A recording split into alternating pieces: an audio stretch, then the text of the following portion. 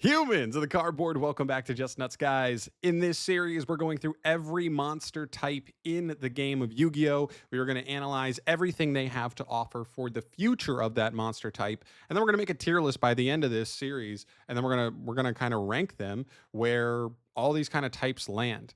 The way I like to look at it, the way I like to think about it to make it make the most sense is if an archetype for Beast Warrior came out tomorrow, how good would we feel about it based on the stuff that Beast Warriors just have generically available to lift up any archetype that maybe has any cracks in its armor? So let's get into it. Yesterday we did Beast Warrior, or recently we did Beast Warrior, or sorry, Beast. Now we're on Beast Warrior. This is the second monster type in the Tri-Beast trifecta. We're missing winged beasts. We'll get to them much later down the line. But they share a lot of similarities with beasts. You'll see there's they share the obviously the one thing that connects all the tri beasts the most. We'll talk about that, and they also have a couple of nice little things for themselves. This archetype, honestly, in my mind, prior to doing a deeper dive and looking at everything Beast Warriors kind of have going for them, I honestly thought Beast Warriors would be the one coming out on top above Wing Beast and Beast. But honestly, going through it, I find them to be pretty similar to Beast Warriors, and we'll get to that once we get through the Tri Brigade stuff. So, if you don't know, Tri Brigade it's a newer gen archetype. It combines Beast Warriors, Beasts, and Wing Beasts into one kind of big conglomeration where they work together and kind of just have really good synergy. They banished Beast Warriors, and Wing Beasts from grave to just free link summon from extra deck. It's a still pretty solid engine. I think this is an engine I still keep my eye on every time a new archetype is coming out that is one of these types, because I still think this archetype has some oomph to it.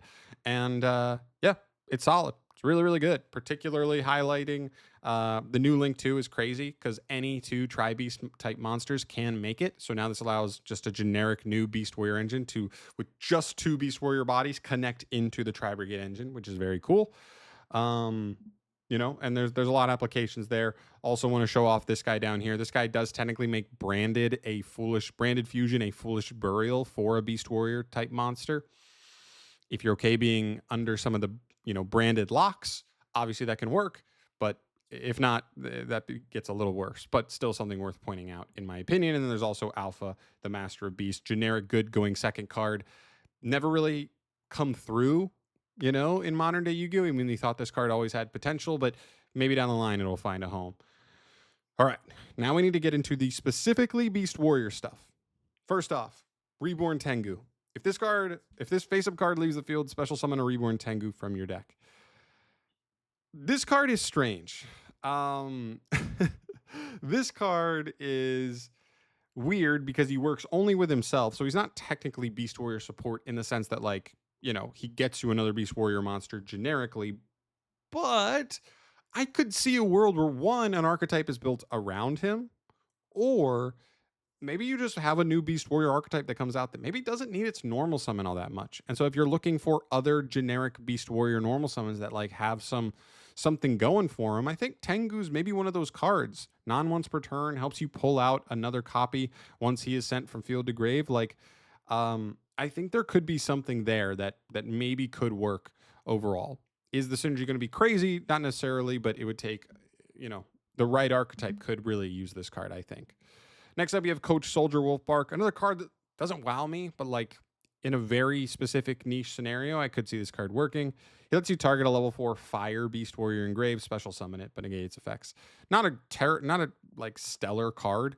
And honestly, this leads me into another conversation. I left stuff like Fire Kings out of the Tri-Beast type, analysis, just because they only work with Fire Tri-Beasts. And it's not even that many of their cards. If a Fire Beast Warrior or Beast or Wing Beast archetype came out, they could have legitimate synergy, but they still feel like it's a pretty thin needle to thread. Most Beast Warriors end up being Earth because they're just they're beasts. They live in the jungle, yada yada. The Earth feels about right. But I left them off, but I guess they're worth mentioning to some degree. This card's still not crazy though. Kaiser Force Raider, just basically a free summon. You control no monsters, you can just summon this card, and then it has like some bonus effects that burn and buff itself a little. But like if you play a Beast Warrior deck and something comes out and it just wants free Beast Warrior bodies on the field, there could be something here. I think it's worth mentioning something like Infernal Knight was using the red quantum. Super Quantum monster for a long time. Like that card was just a nice free body that got them started into Isold or something early on in the turn. So there could be something where this card has something to say in that same world. Next up, you have Brotherhood of the Firefist or Raven. This is a cool card, and I guess leading from this card, basically when this card's sent from field to graveyard, you can set a fire formation spell or trap.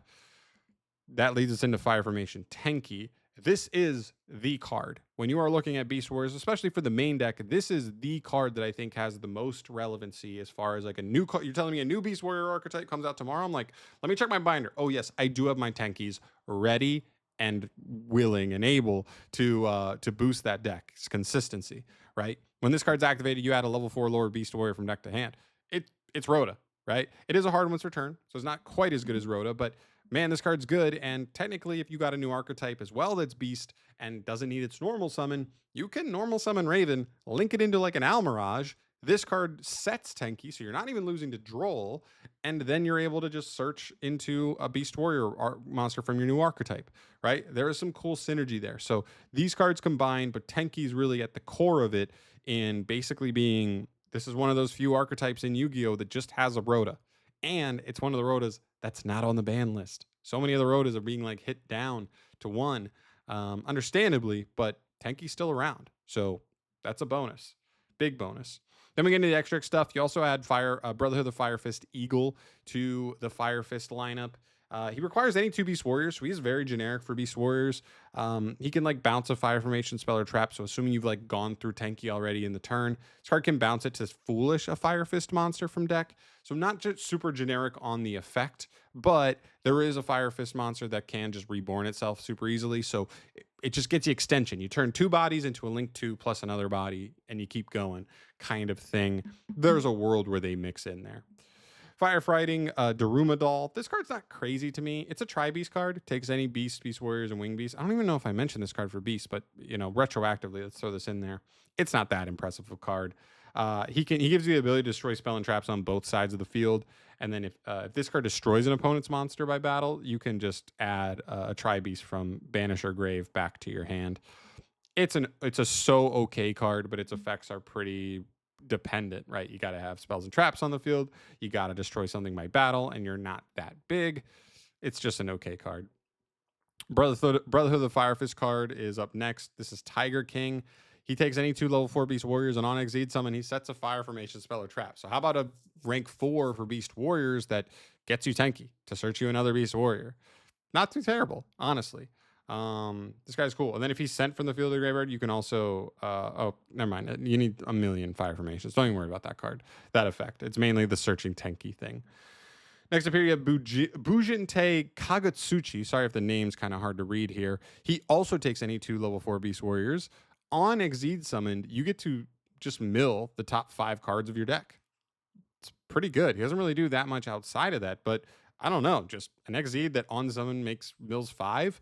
If we get a new Beast Warrior archetype that is just level 4 based and likes to have their stuff engrave, this card could actually have find a home, I think, for sure. And then you get to some dumb stuff, right? Zodiacs. We got to mention them. I love Zodiacs. I never actually got to play them in the past, but I played them when they were somewhat playable a couple of years ago with Tri Brigade and even as a pure variant with Zeus and stuff. But looking at these cards, what do we have? Broad Bull, banned. It does detach 1 material to add any Beast Warrior monster from your deck to your hand. Okay, I mean, yeah. I think Konami's leaning towards not wanting as many of these cards. We'll see what happens to Infernal Flame Banshee and stuff like that. Like, those cards are kind of seeming a little problematic. Even the Reptile guy, King of the Feral Imps, like, those cards might be up on the chopping block on the next ban list. We'll see. But, like, so I don't know if they would feel much motivation to release this card when it feels like some of those other cards are problematic in the same ilk as this card, but it exists. At some point, I would assume Konami is either going to errata this card or just release it because the power level of Yu-Gi-Oh is just that crazy. and maybe this card actually does something. And then the Zodiacs can get into this super, super easily. You can then connect into any other Beast Warrior engine, and we'll see some cool stuff there. But we'll see. Next up, you have Chakai. I just threw her in here as well, just because like once you detach a Zodiac to the grave, she can just reborn it super easily and just get you a second body. So I think the Zodiac engine's like actually not even a terrible normal summon engine. Again, it's just another route for if another Beast Warrior archetype comes out that doesn't need its normal particularly much. The Zodiac engine could actually provide like some pretty good utility and momentum in a deck like that. And that ends us off. That's all the Beast Warrior stuff. Again, honestly, comparing this to Beasts, I'm not sure it's better than Beasts. I feel like I went my whole Yu-Gi-Oh career believing this monster type is better than Beasts. You have Tenki here, which is awesome. Beasts have Obedience Schooled. And while Obedience Schooled is a little more niche, it's only small beasts and it hard locks you into beasts, whereas this card is any level 4 lower Beast Warrior and doesn't lock you. Obedience Schooled is just summoning 3 straight out of the deck, right? So like you're talking about a much more powerful card that is a little bit more specific in how it's going to have to work in archetype, but you know, it is more powerful. So I don't know. It's hard to compare, but they feel very similar. I feel like there's not too much for Beast Warriors that I was like, oh yeah, this blows beasts away. They're really close. They might end up in the same tier when this thing's all said and done, which kind of surprises me. But there you go. There's our analysis of Beast Warriors. I think they're decent. I think Tri-Brigades are obviously a huge leg up on a lot of other monster types. And Tenki, obviously, those are the 2 big ones here. But outside of that, it's a lot of meh. So those are 2 big ones, but like not a ton of diversity overall elsewhere. So that's kind of where we land. Kind of just okay for Beast Warriors. But there you go. I'm out of here for today, guys. Thank you so much for watching as always. Let me know your thoughts down below, how you feel about the Beast Warrior monster type. Where does it land for you? Do you think it's kind of mid? Do you think it's really good? Do you think it's kind of lacking? Do you want more stuff? Let me know your thoughts down below in the comments section, and I'll see you guys in the next video. Thank you so much for watching as always. I'll see you in the next one. Peace.